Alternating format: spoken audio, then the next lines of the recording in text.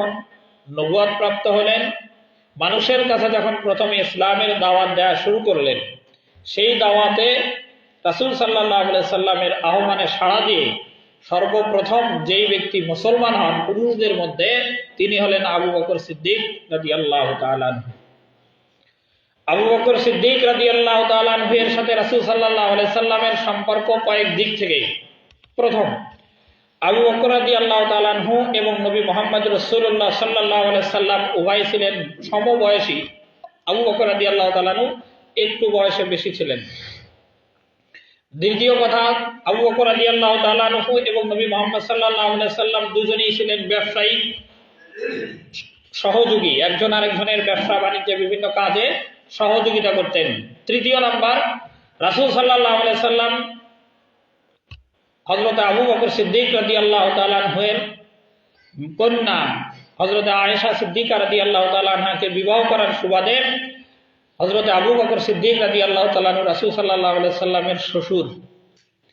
এবং কোরআন মাজিদে আবু বকর রাদিয়াল্লাহু তাআলা আনহুকে রাসূল সাল্লাল্লাহু আলাইহি সাল্লামের সাথে কয়েক জায়গাতে উল্লেখ করা হয়েছে, আয়াত এসেছে।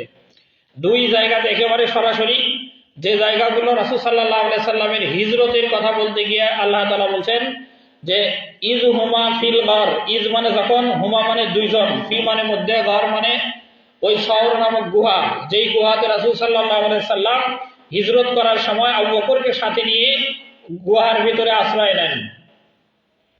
এই সময় যে দুইজন ব্যক্তি গুহার ভিতরে আশ্রয় নিল, আল্লাহ তাআলা সেই কথা বলছেন ইজ হুমা, ইজ মানে যখন, হুমা মানে দুইজন, ফিল গার মানে গুহার ভিতরে আশ্রয় নিল। এই দুইজন কারা? ইজ ইয়াকুলু লিসাহিবিহি, একজন আরেকজনকে বলল, মাঝখানে কথা আছে ইজ ইয়াকুলু, ইজ মানে যখন, ইয়াকুলু মানে বলল, সাহিবিহিমা তার সঙ্গীকে।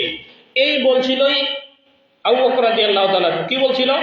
যখনই গুহার একেবারে দ্বার প্রান্তে কাফেররা পৌঁছে গেছিল, যাদের পায়ের দেখা রাসূল সাল্লাল্লাহু আলাইহি সাল্লামও দেখতে পাচ্ছিলেন, পা, আবু বকর রাদিয়াল্লাহু তাআলা তাদের পা দেখতে পাচ্ছিলেন। দেখে আবু বকর রাদিয়াল্লাহু তাআলা শঙ্কিত হয়ে গিয়েছিলেন এবং নবী মুহাম্মদ সাল্লাল্লাহু আলাইহি সাল্লামকে বলেন, হে আল্লাহর রাসূল, এই তো কাফেররা আমাদের একেবারে গুহার মানে প্রবেশেই পৌঁছে গেছে, তারা আমাদেরকে মাথাটা যদি শুধু নিচ করে অথবা চোখটা যদি নিচের দিকে তাকানোর জন্য চেষ্টা করে চোখ দিয়ে, তাহলে আমরা ধরা পড়ে যাই।